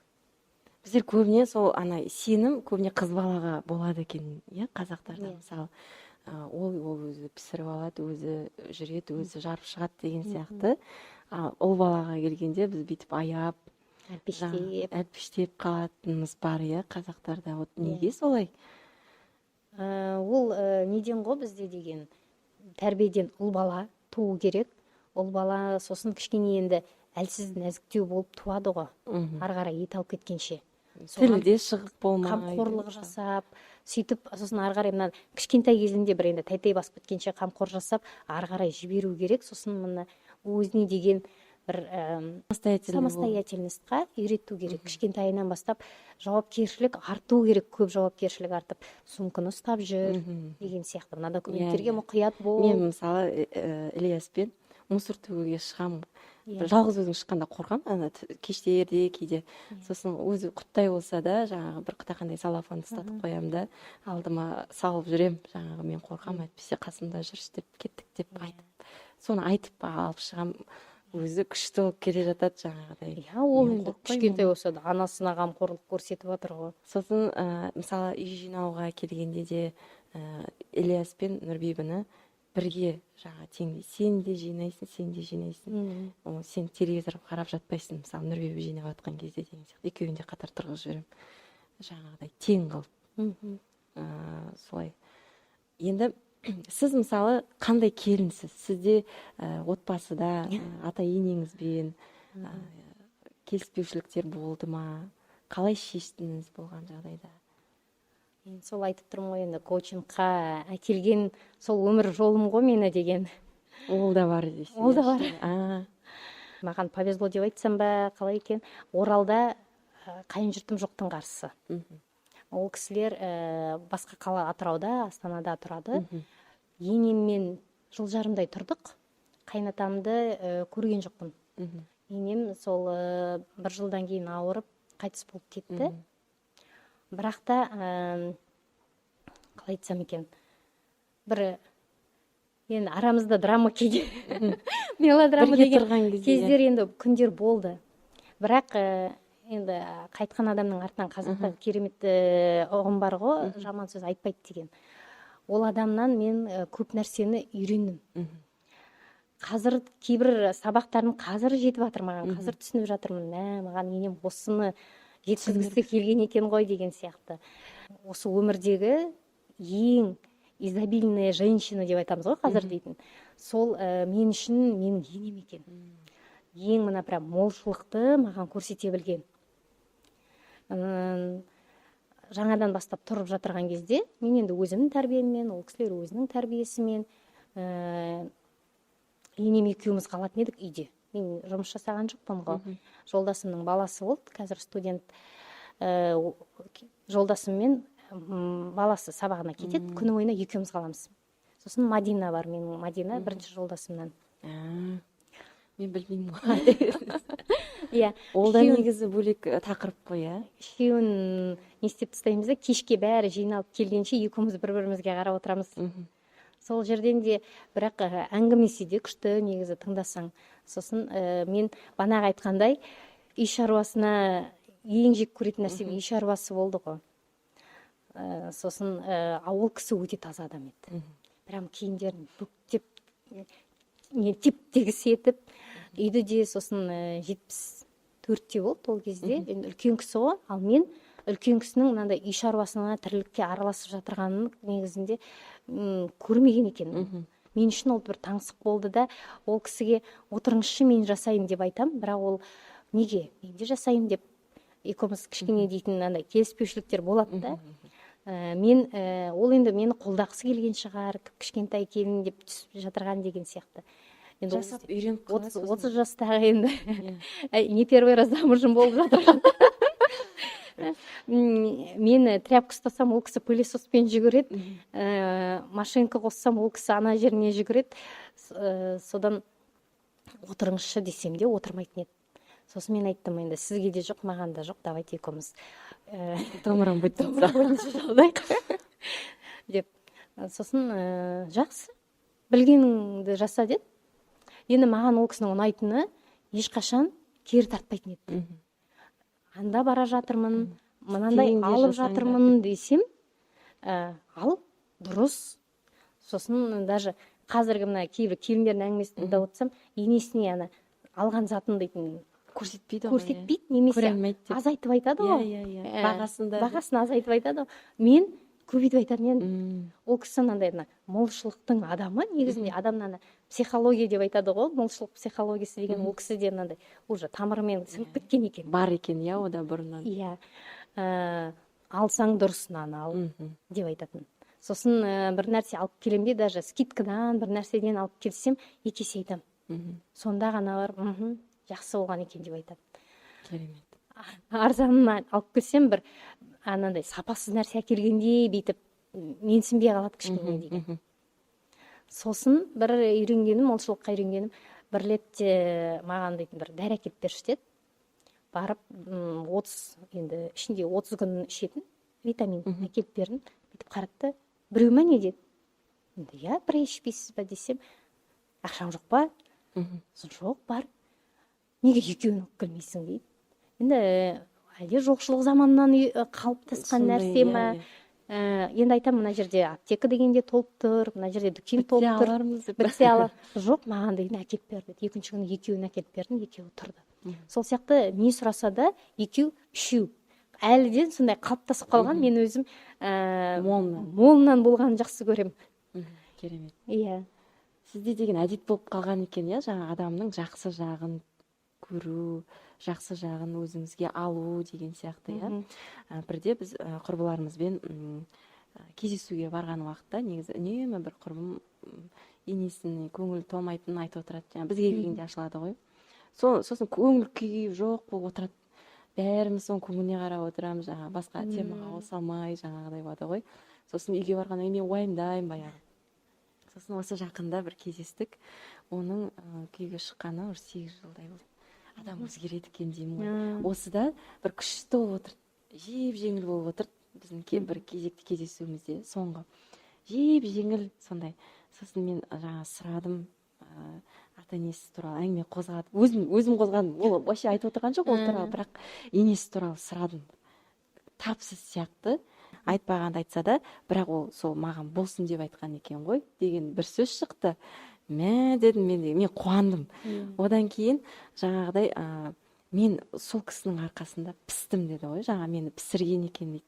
Қазір неше 20 адам келсе 20 адамға, 40 адам келсе 40 адам дастархан күштеп жаяды, бәріне үлгереді, балаға да үлгереді. Сол мені пісірді дейді, бірге тұрады. Соны мен айтамын ғой, мен бұрын негізі оны айтып жүрдім. Негізі ол жақсы, ата енемен тұрған, сондай жақсы жақтарын алшайшы, жақсы жақтарын айтшайшы деп. Бірақ сен түсінбейсің, мен енді ата енеммен тұрмаған сен білмейсің, сен түсінбейсің, қойшы деп екі сөзге келіспей қаламыз. Сосын мен тоқтаймын, жақсы енді деп. бірақ кеше сол адамның өзінің аузынан шыққанда мен сол күні келген қорытындыға келгенің болып тұр ғой. Иә, қандай керемет деп адам өзгереді екен. Солай да басқа әйелдер де солай керісінше жаңағыдай минустарын теріп айта бермей, жақсы жағын кішкене плюсқа қарай бұру керек екен ғой деп. Сонда сол құрбымның қандай жаңа әжімдері де жазылып, жүзінен жаңа көз қарасынан көрінеді екен ғой адамның. Жадырап, жарқырап, прям әп-әдемі болып отырды. Мен кәдімгі қатты қуанып отырдым сонда. Солай сізде жаңа айтып отырсыз, жақсы жақтарын айтып отырған кезде де сондай махаббатпен айтып отырсыз ғой. Қандай керемет деп мен өзіме алып отырмын. Солай бәрінде солай болса екен. Мен өзім сондаймын, мысалы енемнің всегда плюс жақтарын айтып, плюс жақтарын алып жүремін. Ал енді ол кісінің өзіне айтсаңыз, өзіне де айтамын. Өте енді нұр үстіне нұр болады. Ол бағанағыдай адам жақсысын енді иә, мен мысалы ол қарапайым нәрселер ғой, ол бөлек тұрсақ та, мысалы Нұрбекош пен Ілиясқа деп 2 баклажка айран беріп жүреді мысалы. Оны ішіп алып қалада өзімізбен жүре беруге болады. Оны ішіп атқан видеосын салам. Ана айраны күшті шығады. Соны деген балдардың видеосын жіберіп, осы жолға айраныңыз өткен жолға қарағанда өте дәмді шыққан деп, алда жаным сен жүрсің ғой деп қуанып отырады. Мен айтып отырамын, осылай сөйлесеміз біздер. Всегда жасап жатқан жақсылықтарын айтып отырамын. Бақтиярға да айтып отырамын. Бақтиярға анасы туралы естігенде ол приятно ғой адамға. Солай бізде. Өте енді дұрыс нәрсе, бізде мынандай опять-таки мына жерде көкірек ұстайды да айтпайды ғой. Нормаға қабылдайды. 2 баклажка айран беріп жүрсе, туы сол баклажка айран деп кішкене обесценивать етеді. Содан туындайды ғой проблеманың бәрі. Сізде күшті екен. Бар нәрсені бір кішкентай нәрсеге Құттайынан жаңағыдай сондай адам сияқтымын мен деген, кез келген нәрсеге сөйтіп қуанып, мәз болып сөйтіп жүрем. Енді содан кем болып кішкентай нәрседе қалып қойған жоқсыз, енді өсіп жатырсыз. Аллаға шүкір, бәрін беріп жатыр. Негізінде солай сүру керек сияқты өмірді деген. Бір рет қана келген өміріміз ғой. Соны деген анаған ренжіп, мынаның кемшілігін жинап, жіпке дізіп жүргеннен осылай өзің өміріңе өзің риза болып жұмыстану керек деп ойлаймын. 2 жастың қарым қатынасы ол жұмыс деп айттыңыз. Сол жұмыстан әйел кейде шаршатады екен, кейде ол деген настройкасын бірақ қойып қоятын нәрсе емес екен, қалай қабылдайды? Опять-таки ер адам мен әйел адамның қарым қатынасы жұмыс, мен қиналуым керек, өзімнен аттауым керек деп қабылдайтын болса, ол солай болады әрдайым. Ал енді сіз өмір бақи демаласыз. Өмір бақи тамақ жейсіз, сізге ол қиын емес қой. Ол да сол сияқты бір әдет ретінде қалыптастырып алсаңыз, бір настройкасын бір қойып алсаңыз, содан кейін енді болып тұрады, енді әнжірмен жерде бомбалар жарылады. Сізде де жарылады. Әрине миыңа басып кететін кездер болады. Соны да сосын ақылға салып, былай істесем былай болады, былай істесем былай болады деп стратегия құру деген бар. Маған коучинг келген кезде ол мақсатын айтады да, мен осындай етіп құрғым келеді дейді, идеальный семьяны қалаймын. Идеальный семья деген не сен үшін?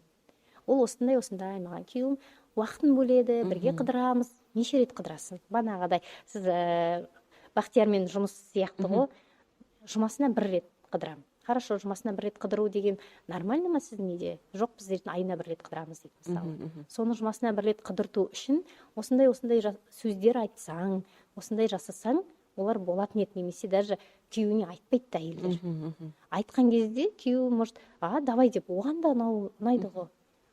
Сосын білмегесін қайдан біледі? Сұрамағасын әңгімелеспегеннен кейін. Жұмыс деп айтып отырғанын мен қиындатып отырған жоқпын. Солай әдетке айналдырып алсақ, образ жизни ғой, образы жизни сондай.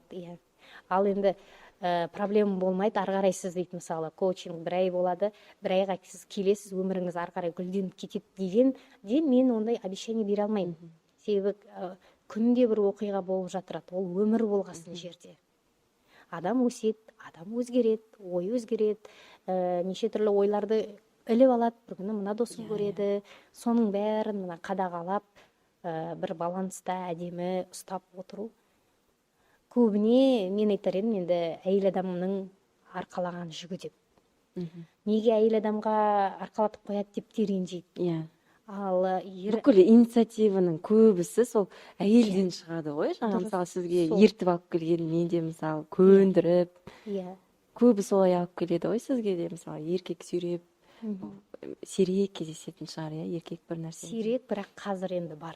Бар, дамып келе жатыр ғой, ер адамдар да көреді, естиді. Бірақ енді ер адам тез өзгереді, ер адамда результат тез болады. Әйел адам біз гибкиміз, біз бәрін қабылдаймыз, бәрін түсінеміз де, әрекетке келген кезде мына еріншектікке салып кетеміз. Сосын әйел адамда қорқыныш көп болады. Ер адамға қарағанда, ер адамда аз болады.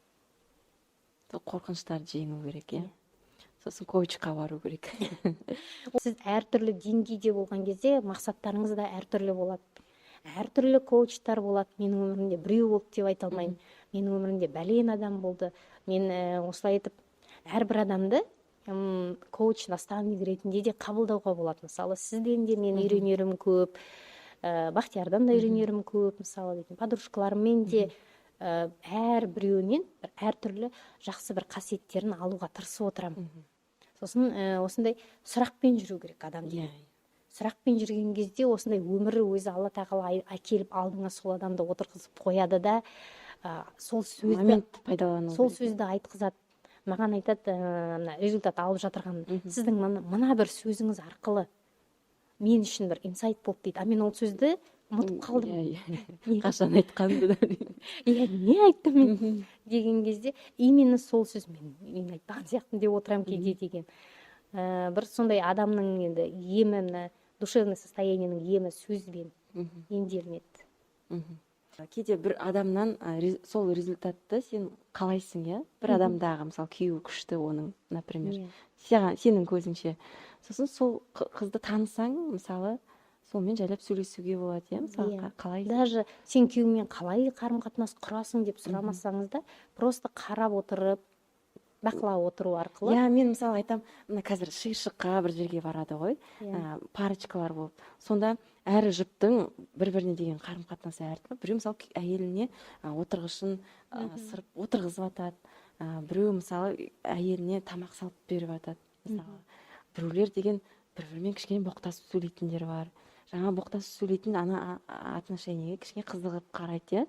Сол кезде сыртынан бақылау керек қой, әйел қалай әрекет жасайды, өзін қалай сыйлатады деген сияқты. Мен де айтам, сен коучқа баратын ақшаң жоқ болса, сен шиыршыққа бардың ғой, кімге қызығасың, сен соған қараш, көрш.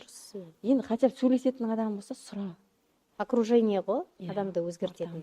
Бір-біріне қарау. Мен неге теннис спортына барам, қазір үлкен теннисқа, оңай болған екен. Мен өзіме сол сөз беріп едім, бір жыл қатысам, бір жылдан кейін қарайын деп, дисциплина жағын дамыту үшін.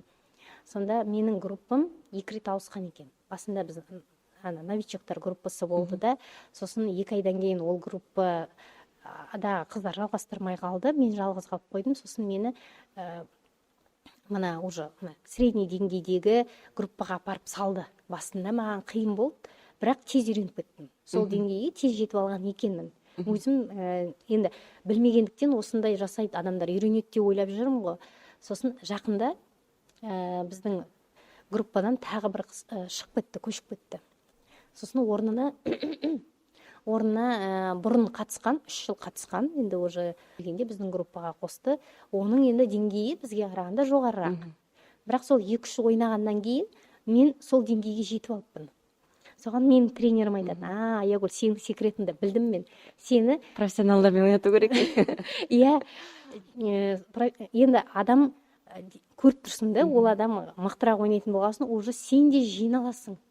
Сол сияқты отношенияны, кімнің отношениясына қызығасыз, солармен сөйлесіңіз, солармен әңгімелесіңіз.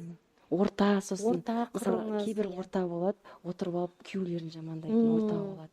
Сосын мен айтамын, мысалы, менде Аллаға шүкір деймін, мысалы, менің ортамда керісінше жаңа күйеулерінің плюстарын айтып, не сыйлағандарын жақсы отыратын сондай ортаға тап болған екенмін деймін ғой. Сіз айтып отқан нәрсе, мысалы, тіпті балалардың жаңа садиктерде болады екен. Жақында бізге инклюзивный балабақшасы бар кәсіпкер келді, Гүлнұр Меңдіхан деген. Сонда тоже айтады, инклюзивный садикте баланың денсаулығының жақсаруы солай жүреді екен. Дені сау балалар мен жаңағы ерекше балалар бірге жүреді. Олар мына тамақ ішіп кезде дені сау балалардың тамақ ішіп отқанын, қасық аузына апарғандарын, дұрыстап жаңа қолдарын жуғандарын бәрін қайталайды екен. Ал керісінше мынандай жерлер бар екен, тек қана инклюзивный андай болады ғой, тек қана ерекше балалар. Олар бір-бірінің керісінше минустарын алып келеді екен. Мысалы, басын жарға соқпайтын бала, басын жарға соғатын баланың минустарын қайталап, соны көреді де, осындай болу керек. іліп алады, жаман жағын іліп алады екен. Енді тәрбиенің өзі бір жағынан солай ғой. Біз бала туған кезде оған ана тілін үйретпейміз, өзі сөйлеп кетеді, өзі тамақ жеп, өзі жүріп кетеді ғой. Ол адамдардың басқа көру арқылы солай миы соған сосын дағдылана бастайды. Жақсы нәрсені үйрете беру керек. Сол жақсы ортаға көбірек болу керек, соны қадағалау керек адам өзінің ортасын. Мысалы, даже күйеуін жамандайтын орта болса, ана жерде отырған кезде мен не айтсам екен деген ой туындайды. Сосын күйеуінің минусын адам өзі іздей бастайды, даже білмеген ортаға салып. Бір уникальный бір минусын айтып жіберу керек қой, ана басқаларын таңғалдыру үшін.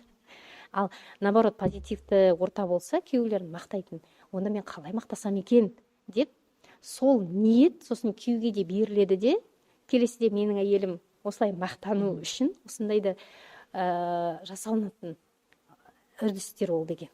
Ол даже айтылмай болатын нәрселер. Өмірдің бәрі сонда психологияға, жан-жағыңа қарауға, саралауға келіп тіреліп тұр ғой.